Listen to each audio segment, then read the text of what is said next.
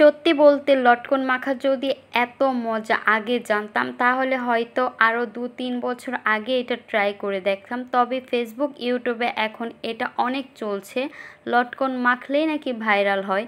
তো hello guys, আসসালামু আলাইকুম। সবাই কেমন আছেন? আশা করছি সবাই ভালো আছেন। বসে বসে ভাবছি যে সন্ধ্যায় কী খাওয়া যায়, মাথায় প্ল্যান আসলো যে লটকন মাখা করে খাই।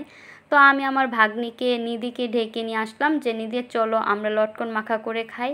তো সে বললে যে মামানি দেন আমি মাখাটা করি, তাহলে আমি ওকে দিয়ে দিলাম যে তুমি তাহলে মাখাটা করো। তো এখানে লটকনগুলা সুন্দর করে ছুলে নিয়ে তারপর ভাগ ভাগ করে নিচ্ছে। কোনোটার মধ্যে আছে ৩টা-৪টা, মানে ভাগ ভাগ করে ছুলে নিচ্ছে সুন্দর করে। তো ওকে একটু আমি হেল্প করছি, একজনে করতে গেলে অনেক দেরি হয়ে যাবে, তো দুজনে গল্প করছি আর ছুলে নিচ্ছিলাম।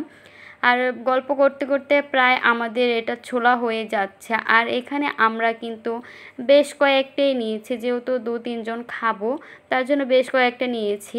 আর এই তো দেখছেন সুন্দর করে ছোলানো হয়ে গিয়েছে। আর এখন চলে যাব কিচেনে।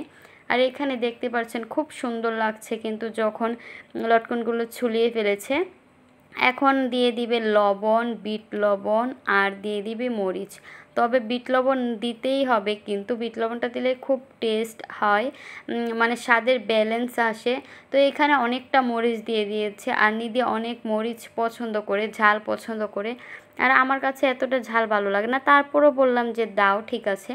তারপরে এইখানে ও চামচ দিয়ে মিক্স করছিল, পরে বললাম যে একটু মেখে মেখে মানে ঝোল ঝোল করো, তাহলে আরও খেতে টেস্ট লাগবে। তো এখন সুন্দর করে আমরা মানে আমার বেডরুমে চলে যাব। এখন আমরা বসে বসে খাবো, আর এত লোভনীয় লাগছিল, বিশ্বাস করবেন আমার কাছে খুব ভালো লেগেছে। আর প্রথম ট্রাই করা, ওকে আমি দোয়া করে দিচ্ছিলাম যে তোমার মাথায় আরও এমন আইডিয়া দোক, আমাকে সুন্দর করে আরও অন্য রেসিপি বানায় খাওয়াবে।